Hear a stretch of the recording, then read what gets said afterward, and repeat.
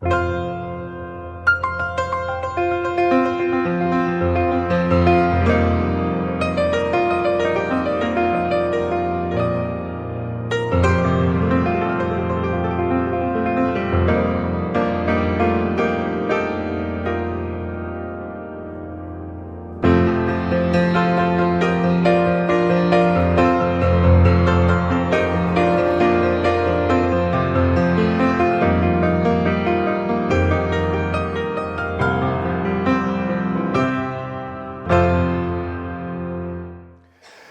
esta mañana vamos a ir a Primera de Juan, capítulo 3.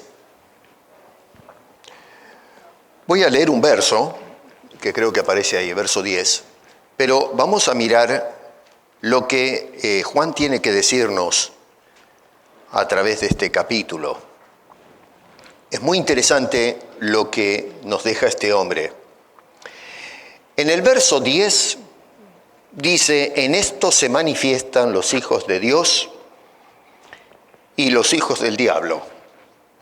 ¿Qué tal,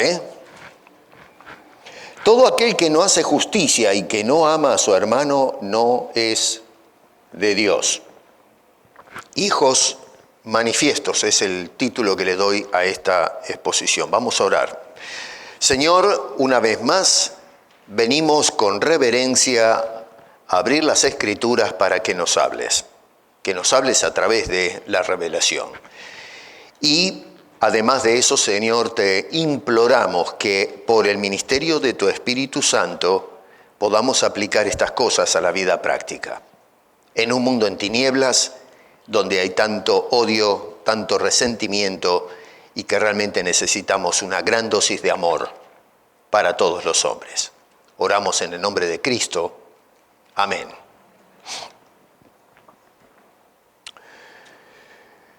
En estos días he escuchado, yo sigo las noticias de mi país y en Latinoamérica en general, y cómo los movimientos ideológicos están afectando a la sociedad. Y hay un mantra que se repite constantemente y me llama la atención, y es el discurso del odio. Esa es una palabrita nueva o una frase nueva que se ha acuñado para, no sé, hablar. Me llama la atención porque por un lado se habla de querer conciliar las opiniones, pero luego entonces se habla del discurso del odio cuando alguien no está de acuerdo con las ideologías del partido quizás que va en vanguardia. Yo lo veo eso como una gran hipocresía. Vivimos en un mundo trastornado, francamente. Si no estuviese el diablo, mucha gente piensa que todo iría mejor. El novelista y periodista inglés del finales del siglo XVII y mitad del siglo XVIII, Daniel Defoe dijo: pero si Dios, escuchen lo que dijo este caballero, si Dios es más fuerte que el diablo, ¿por qué no mata al diablo y así no hará más hombres malos? Daniel Defoe, lo que pienso yo, obviamente nunca me di la mano con él para poder conversar, a ver a dónde apunta con esto. Fue un gran escritor, un gran novelista. Pero pienso si tal vez este hombre en realidad no creía en Dios. Y entonces lo que quería es argumentar la no existencia de Dios mirando todo el mal que hay en la humanidad. Si hubiese un Dios realmente, entonces Dios se encargaría de limpiar o barrer con la escoba toda la basura que hay en este mundo y de esa manera dejar un mundo más transparente, más limpio, digno para vivirse en comodidad y paz. Hoy en la actualidad encontramos un ejército de personas que quizás dicen exactamente lo mismo que este hombre, pero con otras palabras. Y lo que se trata es de, por un lado, algunos son negacionistas, quieren negar que Dios existe. Y entonces dicen, si Dios existiese, no habría maldad en el mundo. Otros quieren acusar a Dios de inoperante. Es decir, a ver, si Dios realmente existe, algunos creen que sí, bueno, ¿qué está haciendo ese Dios? ¿Por qué no interviene y para la maldad que hay en la sociedad donde sufren un ejército inmensurable de inocentes, no solamente ahora, sino a través de la historia? Es decir, Dios es un Dios que no se mete. Dios es un irresponsable y no le importa ni medio lo que está sucediendo entre los hombres en este plano de existencia. Otros incluso en los fueros evangélicos, estos movimientos extraños que siempre estoy denunciando, ya parece cansón el asunto, pero la verdad es el tiempo que nos tocó vivir. ¿Qué vamos a hacer? ¿Vamos a hablar de qué? ¿De Papá Noel? Este es el mundo y la sociedad en donde estamos insertados, y esto es el tema radical en nuestros tiempos. No solo el asunto político y social, sino también lo que está pasando dentro de la llamada iglesia evangélica o neoevangélica. Hoy día se pasa más tiempo tratando de ver las fechorías del diablo y culparlo a él de todos los males que hay dentro y fuera de la iglesia, que asumir las responsabilidades de cada uno de nosotros que somos los que hacemos los líos. La culpa la tiene el diablo, la culpa la tiene el otro. Pero el diablo, siempre es pero el diablo. Y la verdad es que nunca nos pasamos por el espejo y nos miramos un poco y hacemos un análisis de, ¿no seré yo el que estoy fallando? Esto no es nuevo, porque ¿se acuerdan el caso de Adán y Eva? Adán lo que hizo fue, después de haber hecho un flor de lío, de desobedecer a Dios, lo que busca es el chivo expiatorio. Y ya sabemos la historia. Culpa a Eva, culpa a Dios, Eva culpa a la serpiente. La cuestión es que nadie se hace responsable de su ineptitud, de su falla. Desobedecieron y debieron de haber dicho, sí, la verdad que me equivoqué. Pero no, siempre tenemos que hacer responsable al otro. Vivimos en una sociedad donde la culpa la tiene la sociedad, los padres, la policía, los políticos, qué sé yo, los estrellas fugaces que caen del cielo y cualquier otra cosa. Ahora el COVID, siempre la culpa la tiene otro, pero nunca nosotros somos responsables de nuestras acciones. Mirando la condición humana, si Dios por casualidad matara al diablo, y esto es un hipotético, no estoy diciendo que pueda suceder, que va a suceder o algo por el estilo, pero si Dios realmente, como dicen estos caballeros, asesinara al diablo, ¿saben una cosa? El hombre seguiría pecando de todas maneras. Porque todos los males que hacemos nosotros hoy como criaturas no se lo debemos al diablo. Sí es cierto que el pecado entró al mundo por el diablo, pero ahora nosotros somos pecadores, no seres pristinos, transparentes, que si no nos toca el diablo andaríamos fenómeno. Nosotros hoy somos seres que por naturaleza estamos inclinados totalmente al mal. Hacemos todo mal. Por eso el apóstol Pablo, cuando escribe su tesis en Romanos, dice, no hay justo, no hay ni siquiera uno, no hay quien busque a Dios. Porque la naturaleza humana es de hacer todo lo que está mal, está en nuestra esencia. Así que no es asunto de que por culpa del diablo nosotros fallamos. Alguno puede decir, bueno, pero sin tentador no hay tentación. Bueno, déjeme decirle una cosa, si no hay tentador, nosotros nos tentamos solos. Porque eso es lo que somos, gente. Hoy en la escuela dominical se dijo esto claramente, somos malos, solo Dios es bueno. A menudo me han preguntado cómo saber si soy verdaderamente salvo, ya sea por escrito o a lo mejor alguien que me habló por teléfono o en la congregación o fuera de ella, pero me han preguntado muy a menudo, ¿cómo puedo saber? Tengo un problema con el tema de la seguridad de si soy o no soy salvo. Y usualmente nosotros le respondemos a estas personas con otra pregunta. ¿Ha aceptado usted a Cristo como Salvador personal? Y si la persona dice sí, bueno, entonces está todo bien. No hay ningún problema. Si usted realmente ha aceptado a Cristo como Salvador, si usted dice eso, si confiesa eso, ya está todo arreglado. Juan es un poco más amplio en darnos la respuesta a ese interrogante que inquieta a mucha gente. Y es muy interesante porque lo que va a hacer es una comparación, como leímos ahí en ese verso 10, que es algo terrible. Estaba pensando en esta semana, este hombre no tenía problemas para clasificar a la gente. Y lo que hace es una comparación entre un hijo de Dios y un hijo del diablo. ¿Qué les parece a ustedes, hacer la comparación de los hombres en esos términos tan crudos? o hijo de Dios o hijo del diablo. Otra vez, verso 10 dice, y escuchen bien lo que dice Juan, porque a veces leemos a la carrera, pero no paramos a pensar un poco. Dice, en esto se manifiestan los hijos de Dios y los hijos del diablo. Todo aquel que no hace. Ahí está la palabra clave. No dice, sino hace. Lógico que por extensión, aquella persona que sí hace, entonces la conclusión lógica es hijo de Dios.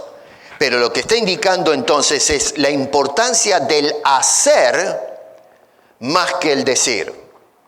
Porque hoy estamos atestados de gente que dice, yo digo que acepté a Cristo, pero la cosa es, ¿y qué hace con eso? ¿Qué hacemos con lo que decimos? Estamos haciendo, porque, ojo, Juan acá está diciendo que en esto se distingue quién es el Hijo de Dios y quién es el hijo del diablo. Es tremendo, lo que dice este señor. Ahora, con esto Juan, yo pensaba, lo que está tratando de mostrarnos o nos está diciendo es que este asunto es mucho más serio de lo que nosotros pensamos, es trascendente. O somos hijos de Dios o somos hijos del diablo. ¿Se dio cuenta que no hay una tercera clasificación? No hay un subgrupo de personas que no son de Dios y no son del diablo, que están ahí neutrales, no son de nadie, no señor.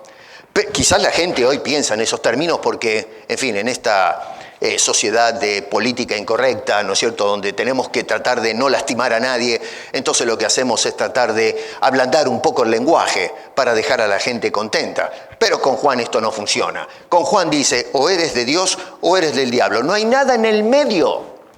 Es decir, que desde la perspectiva del apóstol San Juan no existen huérfanos en este mundo. Todos tenemos un padre, o es Dios o es el diablo. ¿Cuál es el tuyo? Ahora Juan nos va a ir preparando, antes de meternos en este temita, desde el comienzo de la carta, diciendo algunas cosas preliminares que son de vital importancia para entender y que se nos meta en el ADN lo que este hombre está diciendo en el capítulo 3. Note que en el capítulo 1, por ejemplo, vamos a leer algunos versos, porque no puedo hacer una exposición de todo lo que dicen estos dos capítulos anteriores. Pero este hombre comienza en el capítulo 1, verso 5, identificando a Dios. Y dice, Dios es luz. Véanlo ahí en el verso 5, capítulo 1. Dios es luz. No es una luz o prende la luz, Él es la luz. Él es luz. Vale decir que no hay nada oscuro en Dios. La oscuridad es la ausencia de luz. La luz no es la ausencia de oscuridad, es al revés. La oscuridad es donde no hay luz. Así que si Dios no está en nosotros, entonces lo único que nos queda es oscuridad, es tinieblas. Lo que dice es Dios es luz. Ese es el principio teológico con el que arranca el apóstol San Juan. Ahora, en el verso que sigue, verso 6, miren qué interesante lo que va a decir este hombre. Si decimos que tenemos comunión con Él, con ese Dios que es luz, y andamos en tinieblas, mentimos y no practicamos la verdad. Acá está haciendo un argumento lógico de descarte. Si yo estoy diciendo que tengo comunión con la luz, tengo relación con esa luz, pero mi vida anda en la oscuridad, no puede ser las dos cosas. Si estoy caminando en tinieblas es porque no estoy en la luz. De lo contrario, si estoy en la luz, no hay oscuridad. Pero la persona dice, si está andando en tinieblas, miente. Yo tengo comunión con Dios, mientes. Verso 8, si decimos que no tenemos pecado, nos engañamos a nosotros mismos y la verdad no está en nosotros. Otra frase que es impresionante. Yo he conocido a través de mis años mucha gente que me han dicho cuando les he compartido el Evangelio, yo no tengo pecado, yo no soy pecador. Trabajé toda mi vida como un burro, sostuve a mi familia, fui una persona honesta, no he cometido delitos, tengo gente que me aprecia, Así que, francamente, no veo por qué tengo que sentarme yo a considerar mis pecados cuando en realidad en mi vida yo no veo que hay pecado. Bueno, hay mucha gente que piensa en esos términos. Sin embargo, lo que nos está diciendo Juan aquí es que esa persona se engaña a sí misma, se está automintiendo al pensar de que no tiene pecado. Y por lo pronto la verdad no está en él, está mintiendo. Verso 10 dice, si decimos que no tenemos pecado, le hacemos a él mentiroso. Es decir, a Dios. ¿Por qué? Bueno, pero a ver, si Dios me dice que todos estamos bajo pecado y yo digo no tengo pecado, entonces ¿quién miente acá? Si yo digo la verdad, Dios entonces está mintiendo. Bueno, Juan está diciendo, no, el que miento soy yo que digo que no tengo pecado. Dios está hablando con veracidad. Capítulo 2, verso 4 dice, el que dice yo le conozco y no guarda sus mandamientos, el tal es mentiroso y la verdad no está en él. Son palabras durísimas. Capítulo 2, verso 6 dice, el que dice que permanece en él, la consecuencia es debe andar como él anduvo. Hermano, ¿estás andando como anduvo Cristo? Estamos nosotros, yo me incluyo, estamos andando, estamos conduciendo nuestros quehaceres de la forma en que lo hacía nuestro bendito Señor Jesucristo. Verso 9 dice, el que dice que está en la luz, y otra vez miren cómo Juan nos regresa otra vez al capítulo 1, verso 5, donde dice que Dios es luz. Otra vez, el que dice que está en la luz y aborrece a su hermano está todavía en tinieblas. Este ejercicio que le estoy haciendo es para que vea que hay algo importante que salta a la vista, a más de lo ético, ¿no?, que menciona este hombre, de confesar que somos pecadores, venir a la luz, mantenernos en ella. Todo eso es, obviamente, en la exégesis salta a la luz. Pero hay algo todavía que llama la atención y que me trae al punto de inicio. Noten cómo Juan habla de hipotéticos, si decimos, por ejemplo. Pero noten que en el capítulo 1, verso 6, verso 8 y verso 10 comienza diciendo si decimos. Y en el capítulo 2, versos 4, verso 6, verso 9 dice el que dice. Lo que Juan está tratando de decirnos con esas frases es que la vida cristiana no es un yo digo, sino un yo vivo. No es un yo confieso, yo hablo, yo pronuncio, sino una realidad existencial. Si realmente nosotros estamos viviendo lo que digo. Porque hoy la sociedad está saturada de supuestos cristianos que dicen, pero no hacen. Personas que confiesan, pero la realidad práctica es que sale de los labios, pero no del corazón, de una vida transformada. Cuando nos vamos a los evangelios, encontramos un careo entre los religiosos de la época y Jesús, que ya es legendario eso. Y estos señores no lo podían ni ver a Jesús. La verdad es que no lo tragaban al Señor Jesucristo y querían cancelar al Señor a toda costa. Y es muy interesante porque entre esos careos, estos señores dijeron a Jesús, el Hijo de Dios, miren ustedes, y midiéndose con él dicen, nosotros somos hijos de nuestro padre Abraham. Y Jesús agarra y les dice, no, ustedes son hijos de vuestro padre, el diablo. Yo me imagino los pelos de las espaldas, cómo se les habrán parado, que habrán agujereado los mantos, de la bronca que transpiraban estos señores cuando escuchaban al Señor hacer semejante aseveración. Ustedes, pero gente que estaba dedicada a servir a Dios, a presentar las ofrendas, a enseñar teología, se mataban toda la vida estudiando la palabra de Dios, leyendo los rollos, y que venga este hombre de 30 años y le diga, ustedes son hijos, pero hijos de vuestro padre, el mismo soberano diablo, soberano del infierno, por supuesto, ¿no?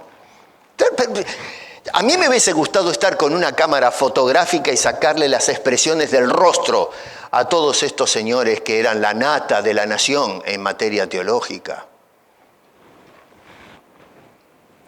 Muchos hablan de confesar a Jesús divorciando la evidencia de una vida transformada. Suficiente con decir, ¿aceptaste a Cristo? Tengo problemas con la salvación. ¿Aceptaste a Cristo? Sí. Pero la pregunta es, ¿por qué estoy dudando si tengo la salvación? si no estoy andando en una manera incorrecta. Algo no está funcionando bien. Sabemos muy bien que algo no estoy haciendo bien. Es por eso que venimos corriendo a alguien que pensamos tenga alguna autoridad bajada del cielo, qué sé yo, porque a veces tenemos una idea con los pastores y los líderes que son no sé qué cosa. Pero venimos entonces por ahí, este hombre pronuncia una palabra mágica que me va a dar paz y tranquilidad. La paz y la tranquilidad te la va a dar si realmente tu vida ha sido transformada, si eres una criatura nueva. No alcanza con decir. Cuando nosotros decimos, tiene que ser emparado con la conducta transformada. De lo contrario, somos nada. Los demonios dicen que Cristo es el Señor.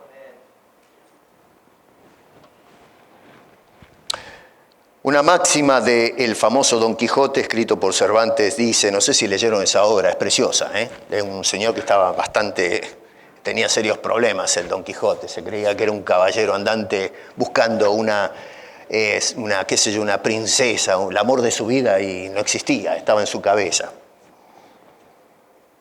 Cervantes, escribiendo esa obra, hace que Quijote diga, del dicho al hecho hay mucho trecho.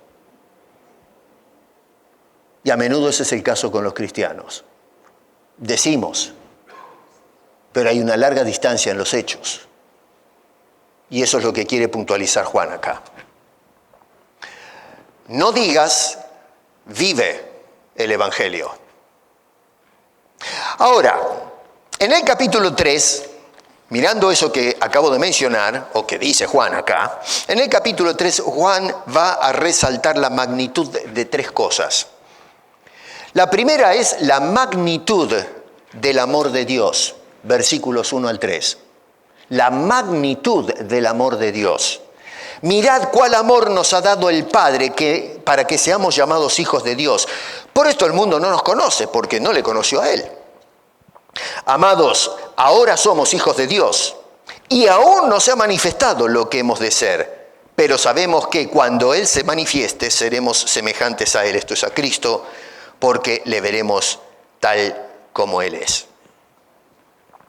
Qué interesante, porque noten que no se trata, hablando del tema de decir y hacer, no se trata de algo que se dice, sino de algo claramente demostrado. El amor de Dios no es yo los amo. Que por cierto Dios dice, sí, de tal manera amó Dios, ¿no? Dios cuando ama, dice, ¿se acuerdan ustedes en el Antiguo Testamento? Dice el profeta, con amor eterno te he amado, se lo dice. Pero el tema no es que Dios dice, sino que Dios hace, Dios demuestra con hechos reales, concretos, lo que está diciendo o confesando por revelación. Porque sería incoherente que la inspiración nos diga a nosotros, mira, no sea solamente de palabras, sino de hechos. Y Él no lo hace. Dios es nuestro ejemplo, nuestro modelo, y nos dice la Escritura que Dios dice, pero Dios demuestra con hechos, hace, cuando nos dice que nos ama. Cuando dice en el verso 1 Juan, mirad, la palabra necesita consideración.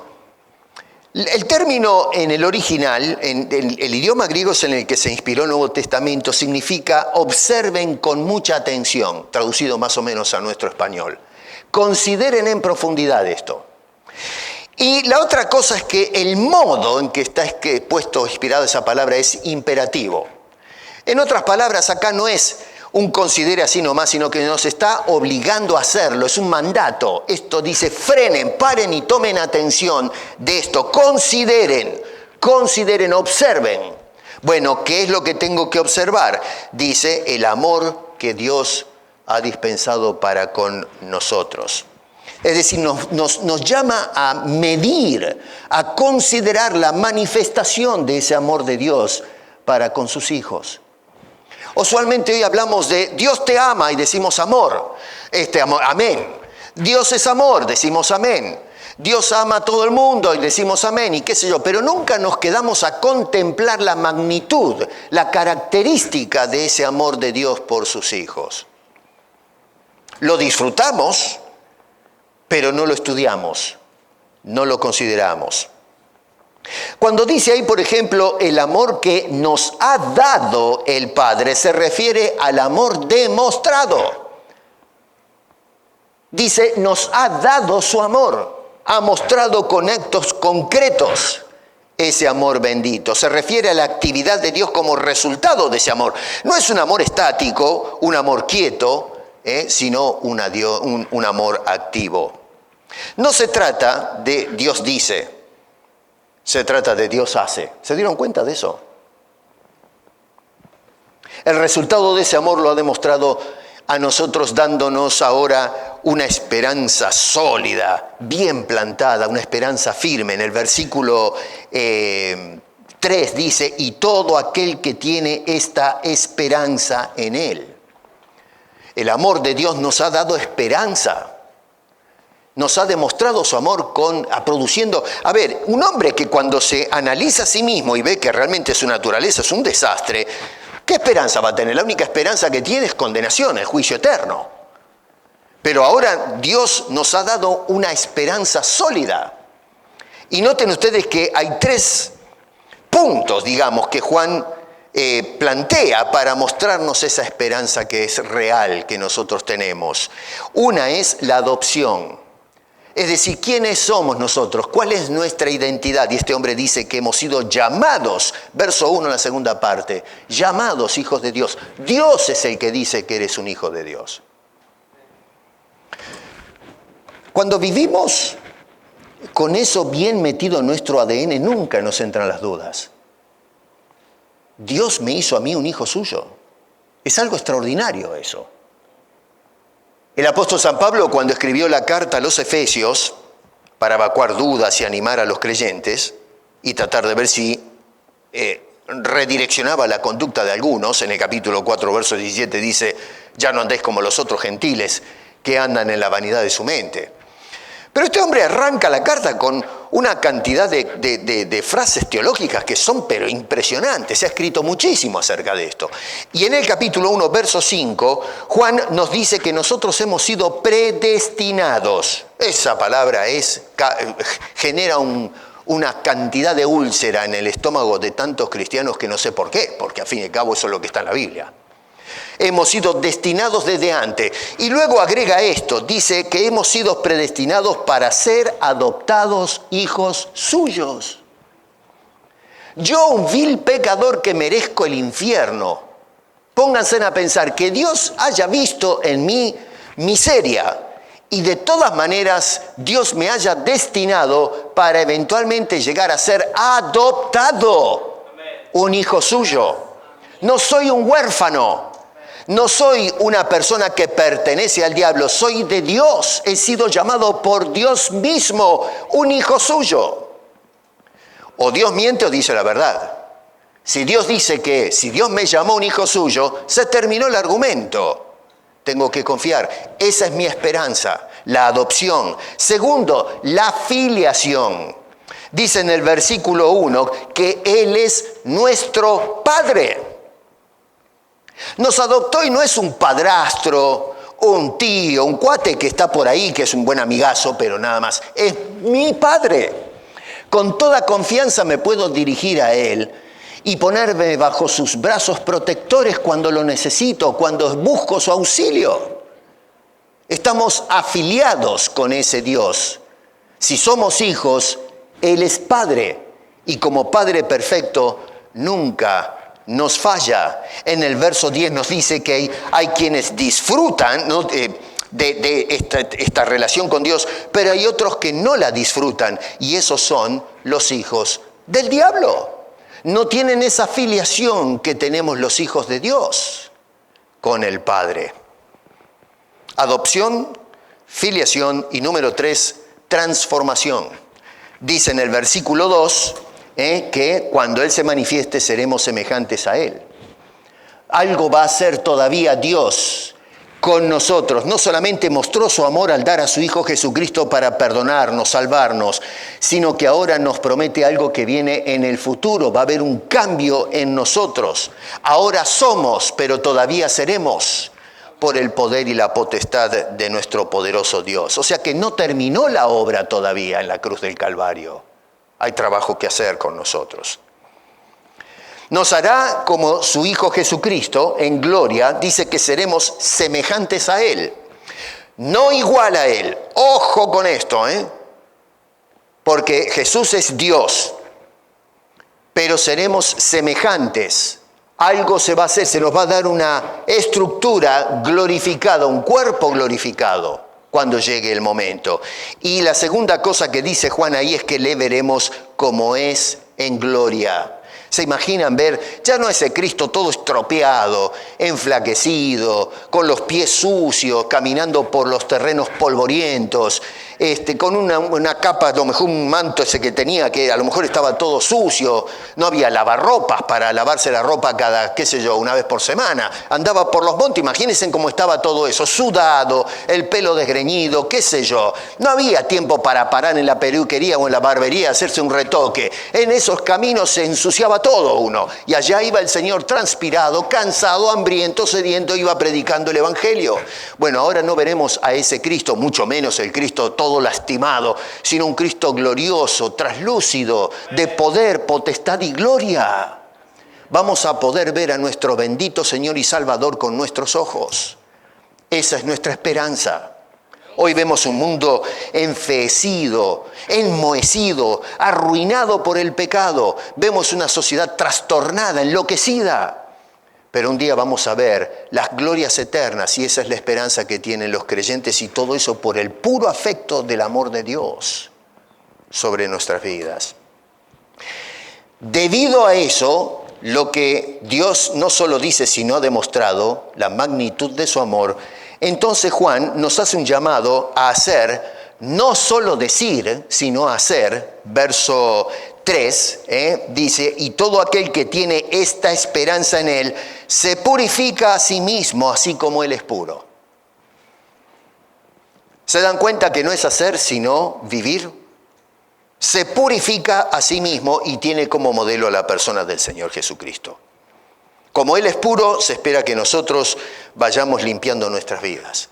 No que seamos puros como Cristo, obviamente, mientras estemos en este cuerpo hay mucho que hacer, pero que Jesús sea estribamos a ser como el Señor, es nuestro modelo perfecto. Hace un tiempo atrás había predicado de cómo hoy la juventud tiene como modelos a todas estas partidas de, qué sé yo, de inmorales que tenemos en el mundo de la música y del cine. La forma de vivir, fuman, toman, pero no se toman un trago social, se emborrachan, terminan a veces en las clínicas. ¿Cuántos artistas vemos que se han arruinado su carrera por el tema del alcoholismo? Gente que se ha dedicado a las drogas y terminaron en institutos para ser restaurados. Hogares destruidos, se casan, tienen hijos, adoptan hijos, se separan, se casan otra vez y hacen un relajo. Y esos son nuestros modelos, ni hablar de cómo se visten y qué dicen. Pero es un desastre. La mujer que vive en inmoralidad, bueno, ese es el modelo de las chicas hoy, eso es lo que atrae. Y los hombres, la misma cosa. Hoy ni se sabe lo que es hombre o qué cosa, bicho raro se quiere inventar hoy con el hombre el metro, no sé cómo le dicen. Cualquier cosa. El otro día veía un afiche de un hombre vestido con un saco, corbata, un sombrero, una pinta, creo que era Gary Grant o qué sé yo quién era. Y pusieron a uno de estos muchachos nuevos, que era pero un desparpajo humano. Y yo le decía a mi señora, pero a ver, ¿tú te casarías con esta cosa? Si tú fueras jovencita, ¿pondrías tus ojos en esto? Este es el hombre que va a mantenerte, a cuidar a tus hijos. ¿Lo ves realmente como un hombre que te va a cuidar? Mi señora dijo, ni loca, ni loca.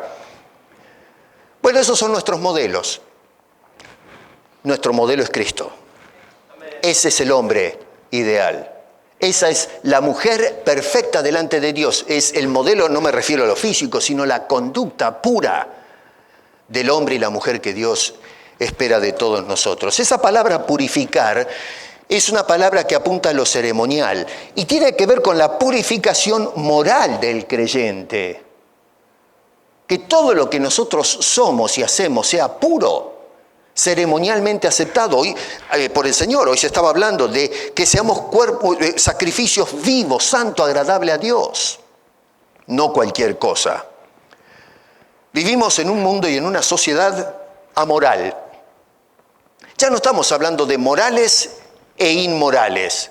Es decir, hablábamos antes de una persona que plantea cierto patrón de conducta y del otro lado alguien que dice, yo no voy a hacer eso, voy a hacer lo que a mí me parece.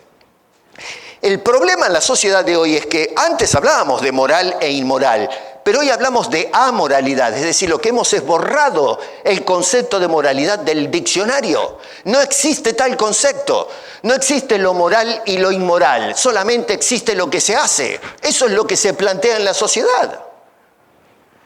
Y bueno, ¿a dónde creen que va a ir a parar la sociedad con esa manera de pensar? En otras palabras, este concepto de Juan, de que hay algunos que son hijos de Dios y otros hijos del diablo, para la sociedad de hoy es simplemente una pérdida de tiempo en el razonamiento humano. El amor de Dios hizo esto en nosotros posible y manifiesta la magnitud, la dimensión del amor de Dios, porque en lugar de habernos descartado, lo que nos dice la Escritura es que Dios nos ha predestinado para ser hijos suyos. En Efesios capítulo 2, versos 1 al 3, el apóstol Pablo dice, Él nos dio vida a vosotros, recordando lo que éramos antes de conocer a Cristo, pero dice, nos dio vida a vosotros cuando estabas muertos en delitos y pecados, siguiendo la corriente de este mundo, según el príncipe de la potestad del aire, que opera hoy en los hijos de desobediencia. Y nosotros en otro tiempo éramos igual que ellos, entre los cuales anduvimos nosotros. Juan ahora espera que nos conduzcamos como verdaderos, genuinos, legítimos hijos de Dios en la sociedad en donde Dios nos ha insertado. La magnitud del amor de Dios. Número 2, la magnitud del pecado. Versículos 4 al 8. Lo que se dice y lo que se hace. La dimensión, lo que va a tratar de plantear Juan es la dimensión del mal en nosotros. Hay gente que cuando hablan del pecado lo consideran como un desliz. Patiné. Otros dicen es un accidente. Cuando alguien se hace loco con una señora, señorita, muchacho, qué sé yo, dice, no sé qué pasó. La verdad que no sé qué me pasó. Vamos, claro, no sabemos lo que pasó. Caminé, me tropecé con la alfombra y me caí arriba de la señorita. O la chica, no sé, iba caminando por la calle, se tropezó con un cascote y se cayó arriba del muchacho. Pero vamos, señores, no sé lo que pasó, pero esa es la manera de engañarnos. No sé lo que fue un accidente. Vamos. A eso le llamamos al pecado en la actualidad. Y lo mismo con todo lo que en la política es que no nos dimos cuenta cuando están robando y estafando al pueblo. Vamos, cuando pecamos, pecamos deliberadamente. Así es como funciona el mundo hoy. ¿Cómo define o categoriza Juan el pecado? Bueno, no lo categoriza como un accidente. Nos dice en el verso 4 que el pecado es infracción de la ley. Lisa y llanamente, infracción de la ley. La gente de hoy va a decir, no, pero yo no estoy de acuerdo con eso. Alguien se puede equivocar por accidente. Bueno, será accidente, usted póngale lo que quiera, pero Juan dice es una infracción flagrante de la ley. Se trata de una violación de las demandas divinas manifestadas a través de su palabra revelada. Acá tenemos un manual de conducta donde Dios dice esto sí y esto no. Y si nosotros pecamos, lo que estamos haciendo es cerrando las Escrituras y diciendo, no me interesa lo que tiene que decir Dios. La frase es infracción de la ley, se traduce de una frase que habla de la práctica, el hábito de despreciar las reglas y las pautas establecidas por el Señor. Tenemos una puja acá entre Dios dice y el hombre dice, o Dios dice y el hombre hace. Tenemos un choque, un conflicto de voluntades, lo que Dios quiere y lo que el hombre quiere y no se ponen de acuerdo. Acá hablamos de una persona que rechaza deliberada y voluntariamente la voluntad y la regla moral de Dios para su propia vida. La segunda cosa es que todo aquel que viola la ley, no solamente el pecado es infracción de la ley, pero ahora lo personifica y dice, todo aquel que viola la ley, peca. No es que si hay pecado en la Biblia hay actos de desobediencia que no son tan serios. No, todo acto de desobediencia de la palabra de Dios es pecado. La persona peca y cuando dice peca está hablando de acción directa. en la desobediencia, es comisión del delito delante de Dios. Así que acá Juan lo que hace es pararnos y llamarnos a hacer una reflexión. A ver, póngase a pensar, hermano, ¿alguna vez en vamos a ponerle este mes, por no decir esta semana, ha desobedecido a Dios en algo? En algo, aunque sea lo más pequeño, ha desobedecido algo que dice la Biblia que debemos hacer y ha desobedecido. Bueno, ¿qué dice Juan? Peca. No dice, bueno, no, peca. No, no es pecado. Bueno, ojo, ya nos dijo este hombre, capítulo 1, verso 8, si decimos que no tenemos pecado, la verdad no está en nosotros. Eso lo dice Juan. Capítulo 1, verso 10, si decimos que no hemos pecado, le hacemos a él mentiroso. Así que no hay vuelta que darle con Juan. Juan nos da duro a todos, En tercer lugar, el que peca, dice Juan, no ha visto a Cristo ni le ha conocido. Versículo 6. Yo corro para, ustedes miren ahí, síganme con sus Biblias. O sea que la persona puede decir, he visto a Cristo, le he conocido, pero ¿cómo se conduce la persona? Porque si dice, pero realmente no se conduce como corresponde, es consecuente con lo que dice, con lo que hace, entonces no ha visto a Cristo ni le ha conocido. No, pero si yo fui a la iglesia y acepté a Cristo, no interesa. Juan no lo ve de esa manera. Usted lo ve de esa manera. Pero Juan dice, si tú dices, pero realmente no estás andando, entonces no has conocido a Cristo. Simplemente has dicho su nombre, lo acepto como Salvador, pero eso es todo. Es un asunto de religión nada más, pero no de transformación y vida nueva. Esto nos devuelve otra vez a la consideración de Juan en el capítulo 2, verso 6, cuando dice, el que dice que permanece en él, debe andar como él anduvo. Y entonces la conclusión a la que nos lleva Juan acá, en el versículo 8, es el que practica el pecado es del diablo. En otras palabras, no puede ser de Dios. Es imposible, es un oxímoron, una cosa que no podemos conciliar.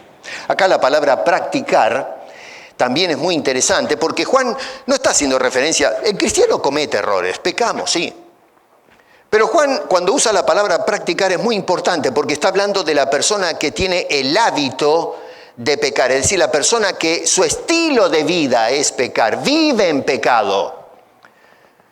Un robabanco que va a la iglesia y sigue robando bancos es un robabanco. Un drogadicto que dice, vine a los pies de Cristo y sigue drogándose y reventándose la vida, es un drogadicto. Un alcohólico, lo mismo, y así algún adúltero, fornicario, todo. Imagínese los pecados que usted quiera. Pero si la persona vive constantemente y no puede salirse de eso porque está metido en un gremio, tiene una afiliación con un padre que lo está destruyendo. Su padre es el diablo, no Dios. Es gravísimo lo que dice Juan acá. El diablo peca desde el principio y sus hijos pecan igual que él.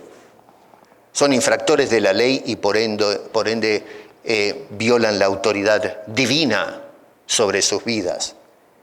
Y entonces Juan nos hace una afirmación que también trae esperanza.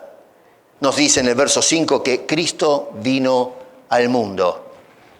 Es cierto que el diablo vino al mundo. Lo tenemos en el libro de Génesis, que vino y hizo un desbarajuste. Pero bueno, ahora Cristo también, el Hijo de Dios, vino al mundo. El diablo vino pecando para pecar y para hacer pecar. Aunque si no estuviese el diablo seguiríamos pecando porque el pecado está en nosotros. Pero cuando Cristo en cambio vino, nos dice el verso 5, vino para quitar nuestros pecados. Miren qué hermoso, qué esperanza. Vino para quitar nuestro pecado. Y en este caso no es que nos quitó la naturaleza y no vamos a pecar más. Está diciendo que la culpa, el carácter legal, forense. Cristo murió por todos los pecados. Segundo, Él mismo sin pecado. Estos son verdades teológicas. Ahí en el mismo verso 5. Y saltando al verso 8 dice que vino para deshacer las obras del diablo. ¿Se dan cuenta? Es extraordinario lo que este hombre nos revela acerca del Señor Jesucristo. La magnitud del pecado Es un delito contra la ley divina. ¿Por qué es importante esto para Juan, de hablarnos de la magnitud del pecado?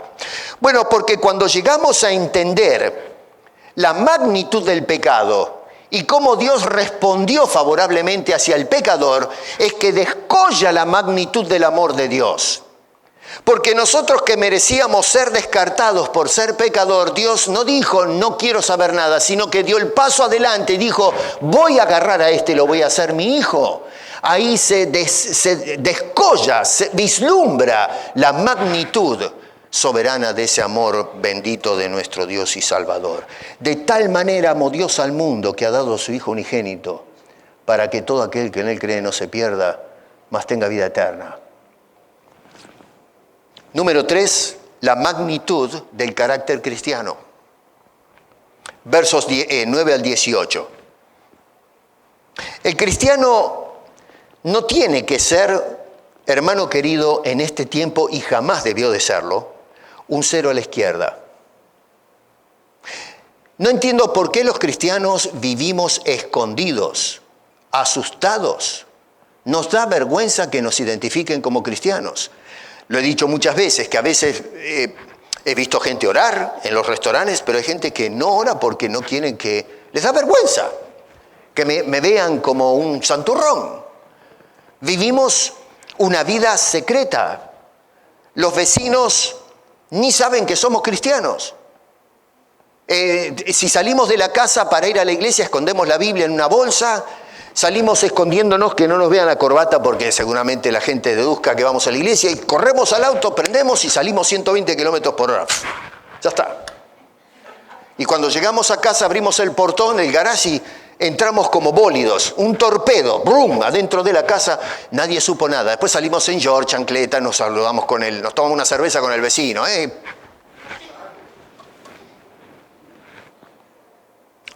Por el tema de que la sociedad cancela a los cristianos, los tilda, ¿no es cierto?, de moralistas o qué sé yo cuántas cosas. Vivimos escondidos. Uno que, ¿entienden el término cero a la izquierda? El cero a la izquierda es un valor numérico que no tiene, es negativo. No es. Matemáticamente se utiliza, pero no es. El cristiano tiene que ser una persona activa. Y cuando hablo de ser activo no es hacer ejercicios, deportes, sino de ser una persona comprometida con el Señor. Nuestras vidas deben ser, como hijos, vidas comprometidas. Está muy lindo que vengas a la iglesia, te felicito porque es una orden del Señor, no dejen de congregarse. Pero el asunto no es venir a la iglesia porque los del diablo también van a su iglesia. El otro día estaba leyendo en un país de Latinoamérica donde quieren oficializar la iglesia de Satanás. Están construyendo un tremendo templo, no voy a decir el país, no interesa, pero estaba mirando las noticias y están ahí construyendo un tremendo edificio donde van a congregarse los satanistas y se le va a dar la personería jurídica. ¿Se da cuenta? No es el asunto de ir a congregarse a algún lugar. Los cristianos tenemos que comprometernos en la vida cristiana porque los del diablo también son seres comprometidos, pero el asunto es ¿qué hacemos nosotros? Nosotros, por lo que vemos acá, tenemos que comprometernos con el Señor. Cuando este hombre dice que Él debe ser nuestro modelo, nos está diciendo comprométete. Tenemos que trabajar para seguir el modelo que nos dejó el Señor Jesucristo, compromiso con el Señor. Ya este hombre nos dijo, si nosotros decimos que permanecemos en Él, debemos andar como Él anduvo. Eso es compromiso, vocación de cristiano. Segundo, comprometido con la conducta. Tengo que hacer un autoanálisis y comprometerme con la manera ética de vivir. Porque a veces hay cristianos que no están comprometidos con la iglesia, con los ministerios, pero no están comprometidos con lo que es ser un cristiano, cómo vivir como cristiano. Por eso hay mucha gente que mira a veces a los cristianos y dice, pero ¿qué me vienen a mí con cristianos? Ustedes hipócritas. Y a veces señalan con el dedo y tienen razón, porque nos han pillado. en una cantidad de errores, de fallas. Y si yo digo, bueno, si hemos metido la pata una vez y nos corrige, bueno, fenómeno, para eso Cristo dio su vida, para perdonar los pecados. Pero si seguimos viviendo en pecado, la gente va a apuntar y va a decir, pero usted me va a venir a decir a mí, usted es el moralista que me va a decir a mí cómo tengo que vivir, va a juzgar mis pecados, mírese usted mismo. Jesús dijo, antes de mirar la paja del ojo de tu hermano, mueve el bigón que tienes en tu ojo. Comprometidos con nuestra conducta. Y número 3, comprometidos con tus hermanos en la fe. Si ustedes leen bien en casa, ahí por ejemplo en el verso 18, dice, hijitos míos, esto es como resume, pero dice, para correr un poco, no amemos de palabra, ni de boca, ni de lengua, sino de hecho y de verdad. Y en el contexto, dice, por ejemplo, en el versículo 11, porque este es el mensaje que habéis oído desde el principio, que os améis unos a otros. ¿Amas a tu hermano? Mira a tu hermano ahí al lado tuyo. Míralo. Mírense. ¿Lo amas? Si no lo puedes mirar es porque hay algo. Si mi señora me dice, mírame, yo le clavo la vista. Porque la amo. Cuando una persona no la podemos pasar y dicen, mírala, nosotros nos tienen que agarrar la cabeza, ¿no? Y hacemos una lucha, a lucha libre para no mirar, y si lo miramos le echamos dardos y flechas y un montón de cosas, ¿no? Podemos mirarnos en el rostro, podemos mirarnos ojo a ojo. No como Caín, dice en el verso 12. En casa, si Adán y Eva agarraban a Caín, que era el primogénito, decían, Caín, vení para acá, vamos a tomarnos un café. Decime, Caín, ¿vos amás a tu hermano menor? ¿Qué pregunta que me estás haciendo? ¿Cómo? ¿Pero qué es esto? Te estoy haciendo una pregunta. ¿Amás a tu hermano menor? Pero claro que lo amo. ¿Cómo no lo voy a amar si es mi hermano y es el nene de la casa? Mi hermano menor. Y lo reventó en el campo. Por eso Juan no se le escapa la historia y no la puso ahí de adorno. Dice, no como Caín, que dice era del maligno y mató a su hermano. Estoy seguro que si lo agarraban los padres, Eva le decía a su hijo primogénito, ¿vos creés a tu hermano? ¿Me creés a mí? ¿Querés a mí, a tu papá? Sí, claro que sí. ¿Qué hijo? A menos que sea un tremendo demonio. ¿Qué le va a decir? No, ese tipo, mira, mamá, estoy esperando una oportunidad para encontrarlo en el medio del campo y reventarle la cabeza con un ladrillo. Pero por favor, orá por mí, a ver si se me da la cosa.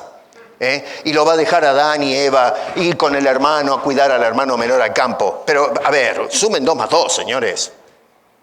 Tiene razón este hombre cuando usa el ejemplo de Caín. Dice, no amen como Caín, que de boca, sí, claro que decía que amaba a su hermano, pero después en el campo el hecho mostró lo contrario y le quitó la vida, fratricidio, contra su propia sangre, una cosa impresionante.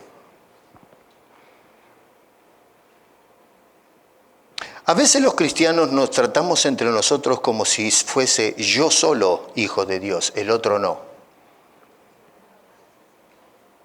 Y Juan lo que quiere es que entendamos que todos somos hijos de Dios, por lo tanto debemos tratarnos como hijos de Dios y tratar al otro hermano mío como también hijo de Dios.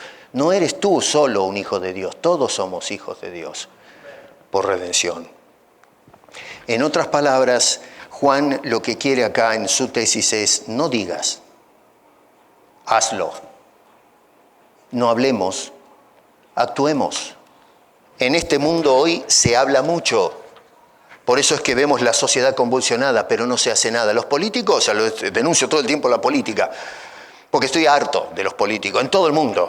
Ustedes escuchan a los políticos pero se mandan unos discursos que lo dejan a uno dando vuelta como un trompo.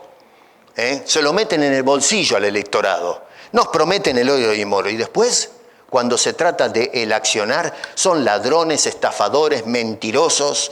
En cuestión de un año de gobierno se hacen multimillonarios a espaldas del electorado que lo votó y que le sacan los impuestos y los secan. Ese es el mundo en donde vivo. Los pastores, ya saben cómo es la cosa, ¿no? Yo los pastores los tengo atascados acá. Que no son pastores de Cristo, son hijos del diablo que se la pasan usando el evangelio para robar y estafar a los feligreses del Señor. Les secan los bolsillos, sin vergüenzas. Ya eso es cuento viejo, lo he dicho muchísimas veces desde este púlpito. Una última reflexión y los dejo ir. ¿Quién dice que somos hijos de Dios? ¿El pastor de la iglesia? ¿Lo dice el hermano sentado al lado mío? ¿Quién garantiza que soy un hijo de Dios? Bueno, 3 lo hacen. Dios, el Padre. Segunda de Corintios 6:18, y será para vosotros por Padre, y vosotros me seréis por hijos e hijos, dice el Todopoderoso. Dios lo dice. Segundo, Cristo lo dice. Hebreos 2:11, porque el que santifica y los que son santificados de uno son todos, por lo cual no se avergüenza de llamarlos hermanos. Y Él es hijo del Dios Padre. Si te llama hermano es porque tú eres hijo del mismo Padre. En el Juan 13:33 dice, hijitos, aún estaré con vosotros un poco, me buscaréis, pero como etcétera, etcétera. Hijitos. Algunos dirán, bueno, pero el Señor Jesucristo como maestro fariseo decían a sus discípulos, hijitos. No, si tú lees todo el contexto, cuando él dice, muéstranos al Padre y nos basta, el Señor dijo, tanto tiempo has estado conmigo y no has conocido al Padre, yo y el Padre uno somos. Amén. Es más que un simple maestro, es el Padre. Por eso con toda autoridad podía decirle, hijitos, miren el contexto. El Espíritu Santo lo dice. Romanos 8:16 dice, el Espíritu mismo da testimonio a nuestro espíritu humano, que somos, humano eso es entre paréntesis, que somos hijos de Dios, el Espíritu de Dios, el Espíritu Santo lo dice. ¿Quién tiene la autoridad para renegar de lo que Dios, la Trinidad, nos dice? Un Dios trino nos declara sus hijos. No desconfíes. Eso sí, revisa cómo caminas, cómo te conduces, porque ahí está la pauta. Si realmente somos de Cristo, tenemos que andar, a lo menos estribar a ser como Cristo y no vivir una vida en pecado o practicar el pecado, porque eso demuestra que no soy de Cristo, soy o continúo siendo del diablo. Juan nos ayuda a considerar estas 3 cosas: la magnitud del amor de Dios, la magnitud del pecado y número 3, la magnitud de la vida de un hijo suyo. El mundo en el que tú y yo estamos viviendo hoy necesita que los creyentes manifestemos estas 3 cosas, porque lo que se está dejando ver es la magnitud del mal humano y lo trágico que es para la convivencia. Hijo de Dios, muestra a este mundo lo que eres, no lo escondas. Vivamos comprometidos, seamos verdaderos hijos de Dios y de esa manera podremos mostrarle al mundo lo que significa ser un discípulo de Cristo y quizás podamos alcanzar algunas almas para que vengan a ese refugio que es la cruz de Cristo, donde Dios demostró su inmenso e infinito amor al haber entregado a Jesucristo por nuestros pecados para darnos el perdón y luego la bendita entrada al reino de los cielos. Levantémonos y vayamos por el mundo como hijos de Dios, no escondidos, sino manifestados. Padre, gracias te damos para que podamos, ante todo, gracias por habernos llamado a ser tus hijos. Qué esperanza y qué hermosa realidad tenemos. Ya no debemos temer la condenación, porque tú lo dices, Señor. Tú dices que somos tus hijos, un Dios trino, Dios Padre, Dios Hijo y Dios Espíritu Santo nos dice que somos hijos adoptados. Y esa es la esperanza sólida que tiene el creyente. No importa lo que digan los demás, pero ayúdanos por favor, Señor, a comprometernos y entre eso a poder hacer partícipe del Evangelio a los hijos del diablo. Juan es duro, Señor. La sociedad de hoy no acepta esto, pero somos o hijos de Dios o hijos del diablo. Por favor, ayúdanos a hacer en tu nombre hijos de Dios, mediante la predicación del Evangelio. Úsanos para tu gloria, porque te lo pedimos en el precioso y sacrosanto nombre de Cristo Jesús, nuestro único y suficiente Salvador, a quien damos gloria y honra. Amén.